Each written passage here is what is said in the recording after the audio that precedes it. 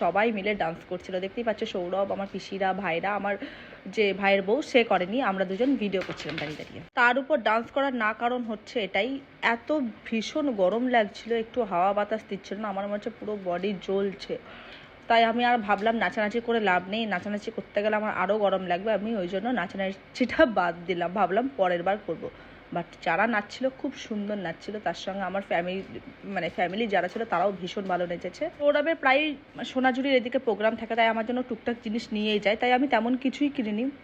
একটা black colour sari ভীষণ পছন্দ হয়েছিল, বাট ওটা কেনা হয়নি, কারণ হচ্ছে শাড়িটার দামটা একটু বেশি বলছিল, কিছু দিয়ে দাম কমাচ্ছিল না। কিন্তু নেক্সট টাইম আমি যখন যাব পাক্কাই শাড়িটা আমি কিনবো, কারণ এতটাই পছন্দ হয়েছে।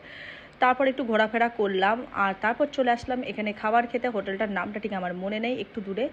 সবাই মিলে ফ্যামিলির সবাই মিলে খাবার অর্ডার করলাম, খাবার দাবার খেলাম, আর তারপরে খেলাম একটু জুস, কারণ এই জুস না খেলে কিন্তু এই গরম